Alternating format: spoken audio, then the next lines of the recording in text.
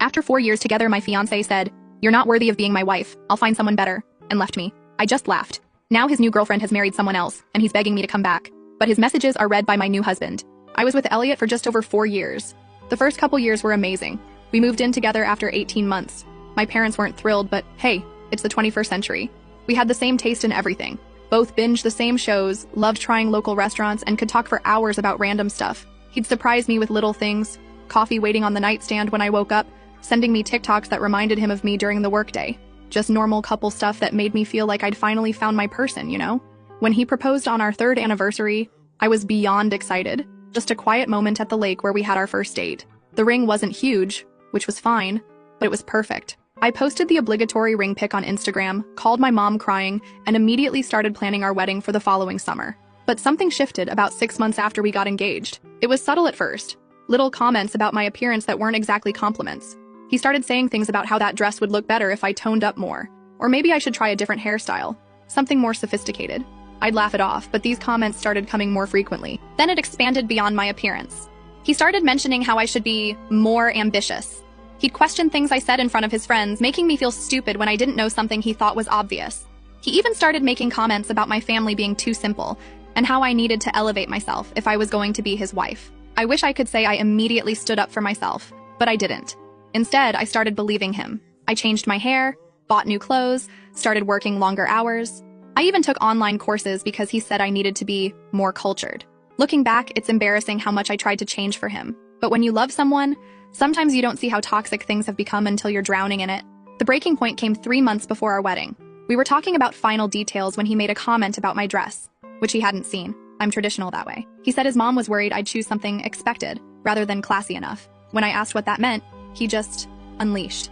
He went on this rant about how he'd been settling, and was starting to realize I wasn't wife material for someone like him. He said his family had concerns about me being able to represent him properly in social circles.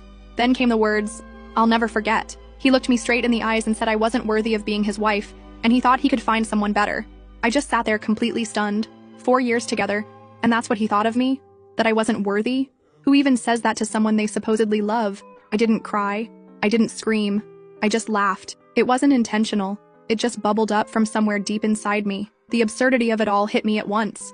This man who I'd been trying so hard to please for months was telling me I wasn't good enough, when the reality was he wasn't worthy of me. My laugh obviously wasn't the reaction he expected. He looked confused, then angry, demanding to know what was so funny. I just shook my head and told him he was right. We shouldn't get married. But not because I wasn't worthy. Because I deserved better than someone who made me feel like I was never enough. I grabbed my purse, walked out of our apartment, and went straight to my best friend Monica's place. The tears came later that night. 4 years is a long time to invest in someone, and realizing it was over hit me hard. But underneath the sadness was this weird sense of relief? Like I'd been carrying this heavy backpack and someone had finally taken it off. Elliot called and texted constantly over the next few days. At first angry, calling me dramatic and saying I was overreacting. Then apologetic, saying he didn't mean it and was just stressed about the wedding. Finally, condescending again, telling me I was making a huge mistake and would regret walking away from him. I stayed with Monica for 2 weeks while figuring out next steps. Canceling the wedding was a nightmare. PSA. Wedding insurance is worth every penny, y'all. But my friends were amazing. They helped contact vendors, return gifts, and break the news to guests. My parents were supportive too, though I could tell my mom was worried about what people would think. Small-town gossip is brutal. The hardest part was going back to get my things. I deliberately went when I knew he'd be at work, but he showed up halfway through my packing. He switched between begging me to reconsider and coldly telling me I was making the biggest mistake of my life. He actually said, "Good luck finding someone else at your age," as if 29 is ancient, lol. What struck me most was how he seemed more concerned about appearances than losing me. He kept saying things like, "Everyone's going to be talking about this," and "My family has already told everyone about the wedding." Not once did he say he loved me or would miss me. That's when I knew for sure I was making the right choice. I found a small apartment across town and threw myself into making it my own space. It was the first time I'd lived completely alone, and honestly, it was freeing. I could decorate however I wanted, watch whatever shows I liked without commentary, and just exist without being evaluated. The first month was rough. I'd wake up reaching for him, or think of something I wanted to tell him before remembering we weren't together anymore. But slowly, I started rediscovering parts of myself that had gotten lost in our relationship. I picked up hobbies I'd abandoned because he found them childish. I reconnected with friends I'd drifted away from because he didn't click with them. About 6 weeks after the breakup, I heard through mutual friends that Elliot was telling people I'd had some kind of mental breakdown, and that's why I ended things. Classic Elliot, rewriting history to protect his ego. I considered setting the record straight, but realized it didn't matter what people thought. The people who mattered knew the truth. What surprised me most was how many messages I got from friends checking on me and offering support. Several people confided that they'd noticed how Elliot spoke to me and had been concerned. One of his cousins even reached out to say she was proud of me for walking away.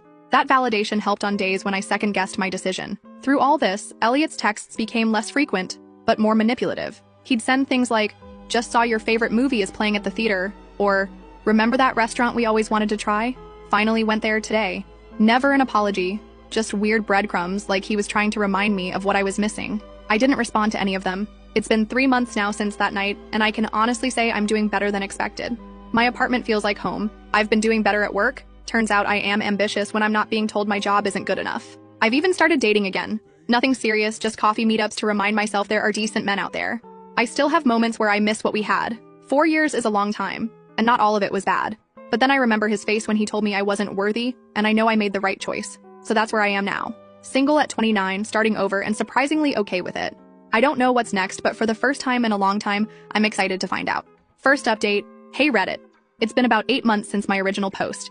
And wow, so much has happened that I felt like I needed to update y'all. First, thank you for all the supportive comments. I read every single one, even if I couldn't respond to them all. You guys really helped me during a really tough time. So where to begin?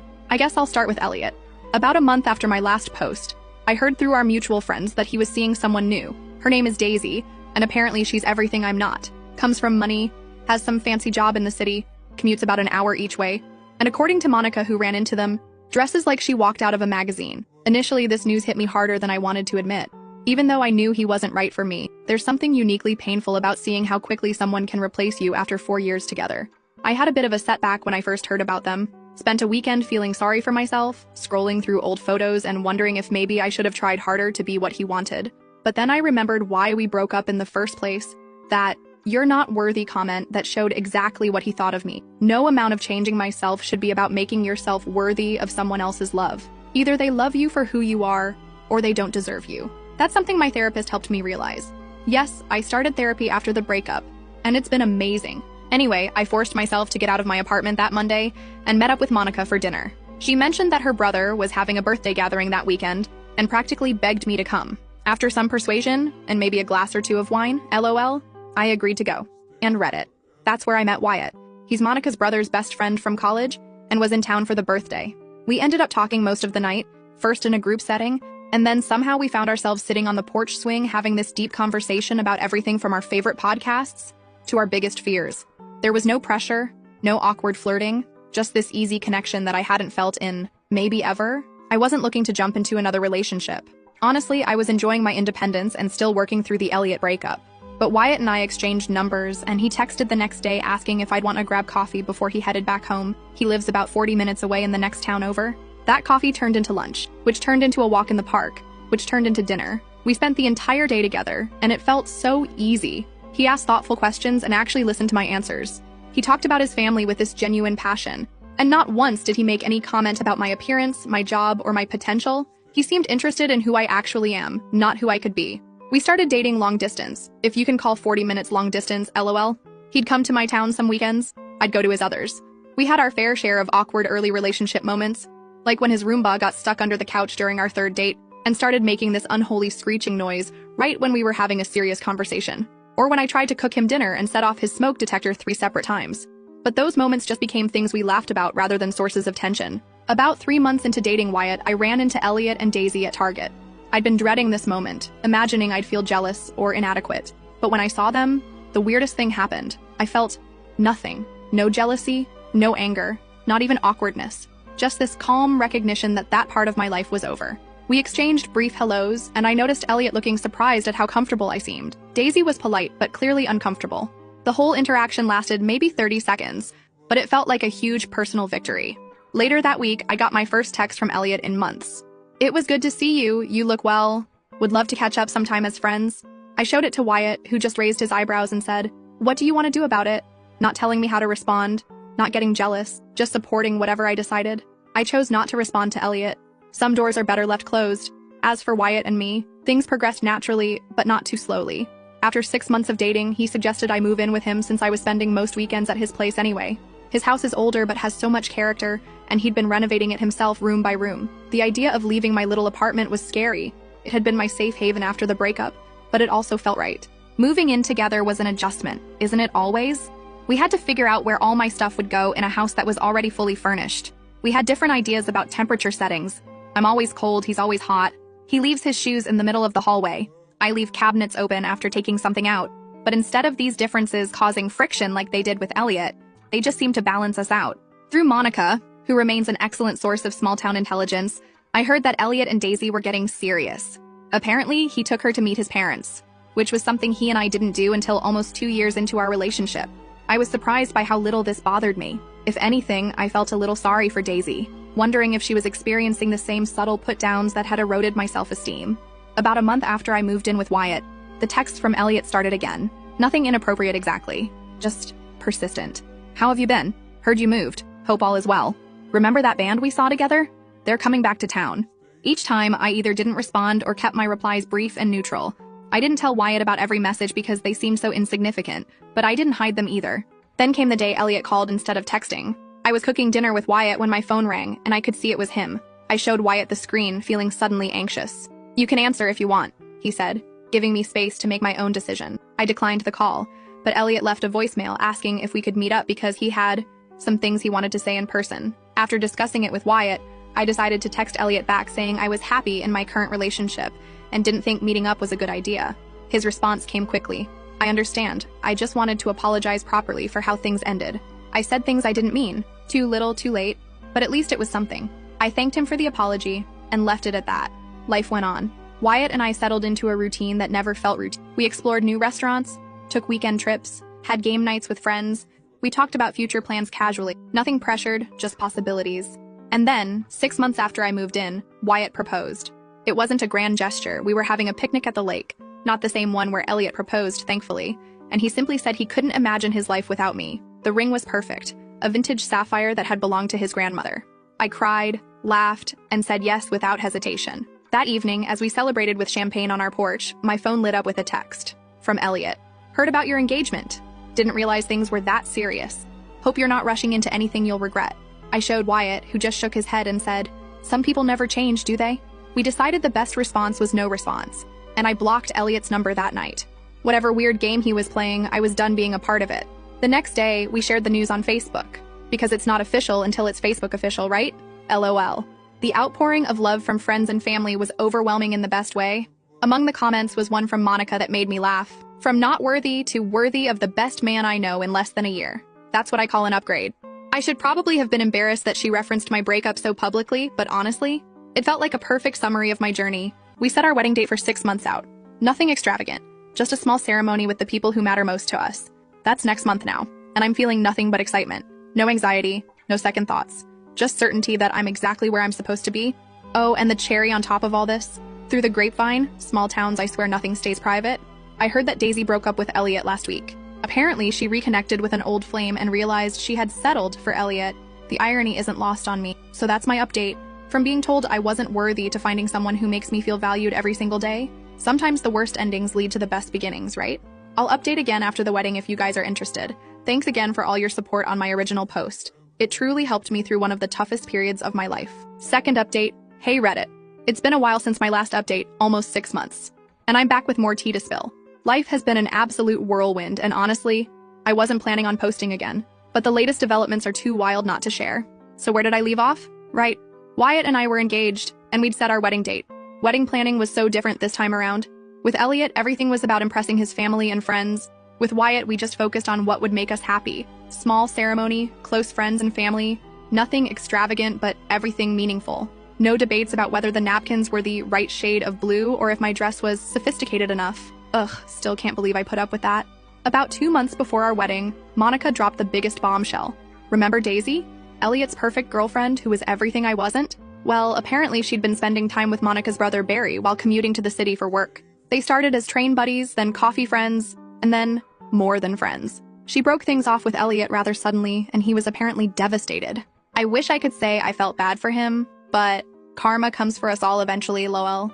According to Monica, he was telling everyone who would listen, that Daisy had blindsided him and that he didn't deserve this kind of treatment. Sound familiar? In the weeks leading up to the wedding, I started getting more texts from Elliot.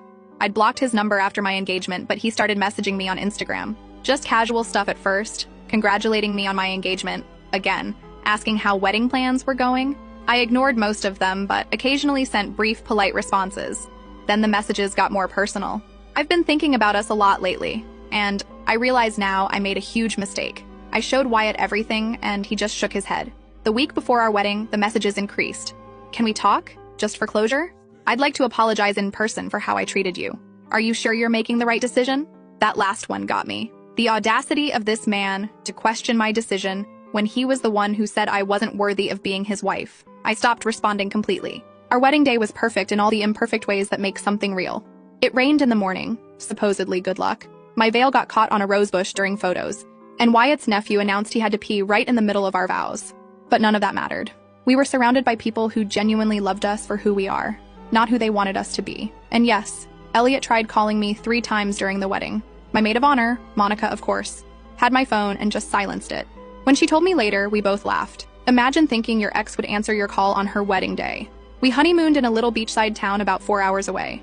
Just a cute Airbnb with an ocean view. We spent our days exploring local shops, eating too much seafood, and just enjoying being together without wedding stress. It was the most relaxed I'd felt in years. When we got home, I had 17 missed calls from Elliot, plus a string of Instagram messages that started with, "I need to talk to you," and progressed to, "Please don't ignore me." And finally, "I made a huge mistake letting you go." I showed Wyatt, who looked concerned rather than jealous. "Do you want me to talk to him?" he offered. Maybe he'd finally get the message. I hesitated, then nodded. The opportunity came sooner than expected. We were unpacking from our honeymoon when my phone rang. Elliot again. Without missing a beat, Wyatt picked it up and answered cheerfully, "Hello, Ruby's phone." There was a long pause. Then Elliot asked if Ruby was available. Wyatt, cool as could be, said, "She's a bit busy unpacking from our honeymoon right now. This is her husband, Wyatt. Is there something I can help you with?" The silence on the other end was deafening. Finally, Elliot stammered something about just wanting to congratulate us. Wyatt thanked him politely, told him we appreciated the thought, but that Ruby had moved on completely and would prefer not to keep in contact. He wasn't rude or aggressive, just calm, direct, and firm. After he hung up, I just stared at him in amazement. No drama, no jealousy, no insecurity, just setting a healthy boundary. That is what a real partner does. Elliot hasn't called since. He sent one last message. "I understand now. I'm sorry for everything. You deserve to be happy." It felt like the final page of a chapter I'd been trying to close for a long time. Looking back on everything that's happened in the past year and a half, it's strange to think how devastated I was when Elliot told me I wasn't worthy of being his wife. At the time, it felt like my world was ending. Now, I realize it was actually beginning. I'm not sharing this update to gloat or seek validation, though your supportive comments on my previous posts helped me through some really tough times. I'm sharing because I want anyone going through something similar to know that sometimes the worst moments of your life can lead you to exactly where you're supposed to be. Wyatt and I are talking about buying a house now. Just somewhere to build our life together. Somewhere that's ours from the beginning, with no ghosts of relationships past, so that's where I am now. Happily married at 30, starting a whole new chapter, and finally understanding what it means to be truly valued by someone. I might post one more update down the road, but for now, life is good. Better than good. It's exactly as it should be. Thanks for reading, Reddit. Your support has meant more than you know. Last update. Hey, Reddit! It's been almost a year since my last update, and I genuinely thought I was done posting about this saga. But life has a funny way of giving you closure when you least expect it, and I just had to share this final chapter with you all. So, Wyatt and I have been married for 15 months now. After months of searching, we finally found our first house together about 4 months ago. A 3-bedroom ranch-style home built in the 90s with some interesting wallpaper choices and a kitchen that desperately needed updating. But it has a big backyard for our future dog, still debating between a golden retriever or a rescue mutt, and it's ours. Home ownership has been a wild ride so far. The day after we moved in, the dishwasher decided to flood the kitchen floor. 2 weeks later, we discovered a family of squirrels had been living in the attic. And don't even get me started on the bathroom sink that randomly gurgles in the middle of the night. But honestly, working through these little disasters together has been strangely fun. Wyatt and I make a good team. He's better at the heavy lifting. I'm better at organizing the chaos. After getting mostly settled, we decided to host a housewarming party. Just a casual Saturday afternoon gathering with about 20 friends and family members. I spent days cleaning every corner, arranging snack platters, and making sure our new place looked presentable, despite the half-finished painting project in the hallway. The party was going great. Monica brought her famous buffalo chicken dip. Wyatt's brothers helped set up the new patio furniture, and everyone was mingling comfortably between the living room and backyard. I was in the kitchen refilling the ice when Monica came in with this weird look on her face. She told me that Elliot was outside. Yes, that Elliot. My ex, who wasn't in any way invited to our housewarming party. Apparently, he'd shown up completely unannounced, carrying a bottle of wine and looking slightly disheveled. Monica had intercepted him in the driveway and was trying to figure out how to tell me without causing a scene. My first reaction was annoyance. This was our day in our new home. The fact that he thought he could just show up after everything. Ugh. But then I took a deep breath and realized I wasn't even nervous about seeing him. That knot in my stomach that used to appear whenever I thought about running into him, completely gone. I told Monica to let him in. It seemed easier than creating drama by turning him away, and went to find Wyatt, who was showing his dad the garage storage system he'd installed. When I explained the situation, Wyatt just raised his eyebrows and asked what I wanted to do. Again, no jealousy, no territorial nonsense, just support. Have I mentioned how much I love this man? We decided to greet Elliot together, keeping things civil but not overly friendly. When we walked outside, he was standing awkwardly by the snack table, looking out of place. He'd clearly had a few drinks before arriving. Not sloppy drunk, but definitely loosened up. He handed me the wine bottle, which, ironically, was the exact same kind he used to criticize me for buying because it wasn't sophisticated enough. The conversation started painfully polite. He complimented the house, asked standard questions about the neighborhood, mentioned the weather, all while giving Wyatt these weird side glances. I could feel the tension building, but kept things moving along, introducing him to people as an old friend, which felt generous but seemed simpler than ex-fiancé who told me I wasn't worthy of him. Things took a turn when one of Wyatt's cousins innocently mentioned how happy Wyatt and I seemed, and how perfect we were for each other. Elliot mumbled something under his breath that sounded suspiciously like, she wouldn't be here without me. When I asked him to repeat himself, the floodgates opened. He launched into this bizarre speech about how he had prepared me for Wyatt, how his criticisms had motivated me to improve myself, and how I should actually be grateful for our breakup, because it led me to where I am now.